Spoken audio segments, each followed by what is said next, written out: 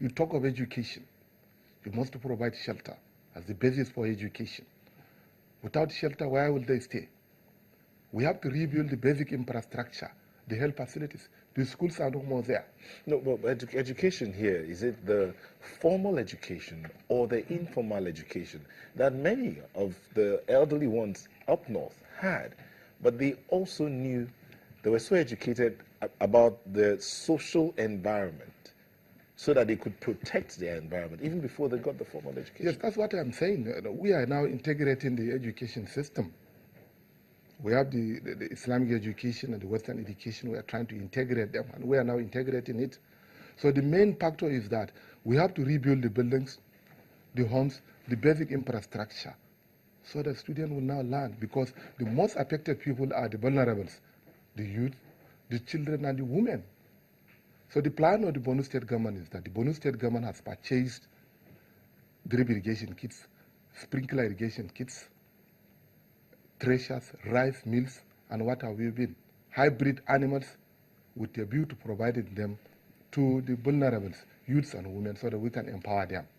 So the plan right now is, first of all, to provide the basic infrastructure, the shelter, then the hospitals, then the schools for the children to start. Then the issue of technical and vocational education is also there, because one of the mandates of the ministry is to rehabilitate the people. We have just started 4 months ago. And in response to what Doctor said just now, this ministry has started work, and it's not for a hearsay. I think you have seen what we have done so far.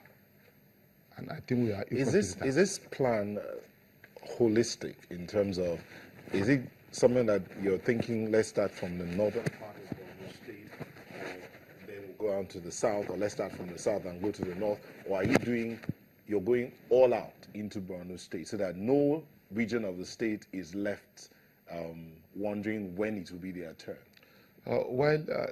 As I've explained to you, the nature of the devastation is very cumbersome and requires a very serious financial support.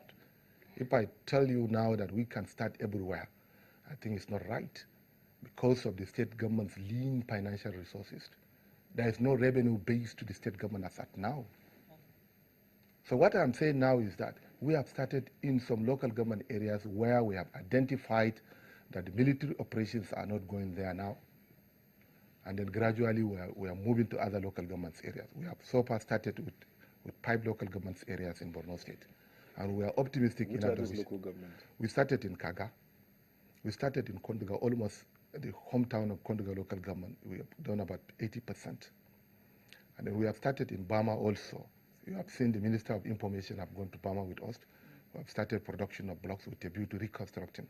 We have started even in Goza, the construction of the Emir Palace. And the next phase is the rehabilitation of the health facilities. We have also started in Mafa local government. These are few local governments that we have started now, and gradually we shall be moving to other local governments. Have any funds come in from the Victim Support Fund yet? While to the Ministry for Reconstruction and Rehabilitation, we are yet to receive funds from the Victim Support. But last 2 weeks, I was invited by the Victim Support Fund to submit a request for them with respect for the reconstruction of Dikwa. Because right now we have more than 70,000 IDPs in Dikwa and Gamorongala. Is Dikwa another local government? Another local government area. Okay. And so that will be local government number 6? Yes. And then I shall be submitting the request to the Victim Support Fund next week. Mm-hmm. And I'm optimistic that they should come to our own aid. Because, as I told you, even Bama local government, Bama town, you need nothing less than 50 billion for somebody to reconstruct Bama town.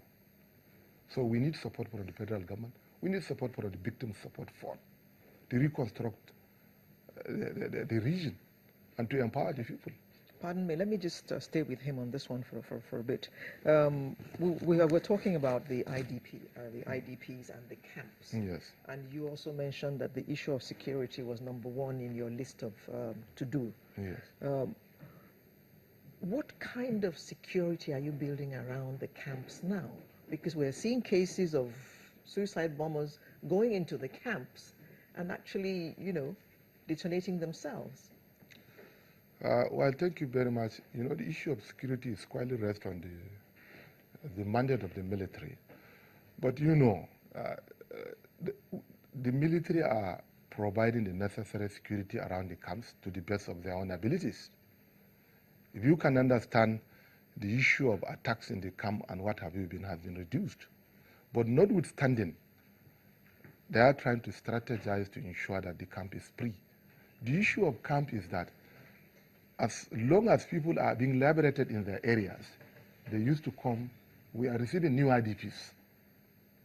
So normally, the new IDPs has to be screened. That is one of the greatest things that has to be done.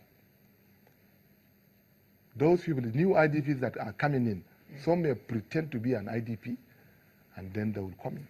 And that is why this issue of Boko Haram requires support of everybody. The community itself has to be reawakened.